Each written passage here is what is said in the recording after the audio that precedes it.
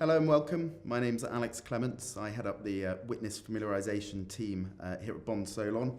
I'm joined today by Paul Gilbert, a solicitor advocate and senior Bond Solon trainer, for a discussion around giving evidence and what can be done to improve witness performance. I want to start really by asking you what you consider to be the key challenges facing individuals who are called to give evidence. I think the first one, and it's the obvious one, is nervousness. Most witnesses are very nervous about the prospect of giving evidence, and because they know that they're walking into an environment that they're unfamiliar with. Most people haven't been inside a courtroom. Their experience of courtrooms comes from watching television dramas or in the movies. And it's because they don't really know or understand properly what's going to happen, I think, that makes them nervous also. Then, of course, occasionally you've got the witness that is overconfident. They'll say to you, well, all I've got to do is tell the truth, isn't it? It's as simple as that. And I'm afraid, whilst you, of course, should tell the truth, it's not as simple as that. And what makes the actual process itself so difficult? I think primarily it's the cross-examination process, and in particular the use of what I call closed questions. Questions where you're being confronted with a statement which you're being asked to agree or disagree with. But not only that, a series of these questions which are, to use that analogy that's so commonly used, taking you down a path. This isn't the way we normally ask each other questions, so it's something that needs to be understood. And presumably, an unprepared witness can break a case. Have you got any stories or anything you can share in that regard?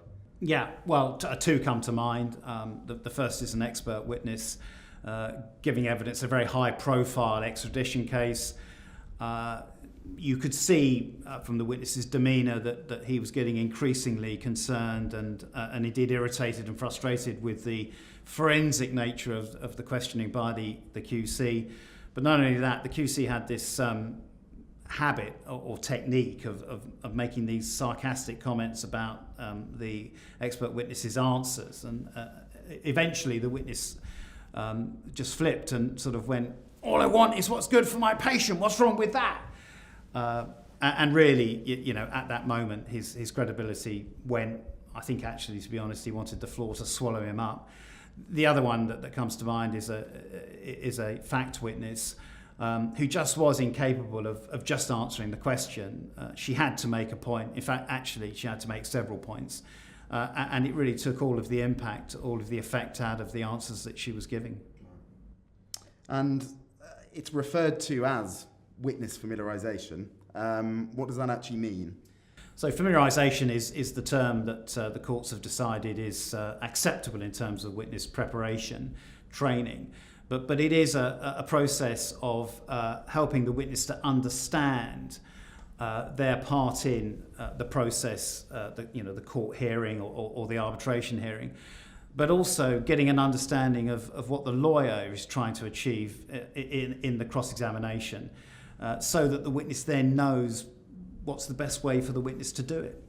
Great. And you've been delivering witness familiarisation sessions for over 10 years now. What are one of the benefits really that you've observed, both I suppose for the individuals attending, but also any instructing parties? I think primarily it's confidence. You see a witness gain confidence through the course of the training, also become better at it, and because of that, understanding how to give evidence effectively. I think from the point of view of the instructing solicitor, it's getting an insight into how their witness is going to react to cross-examination.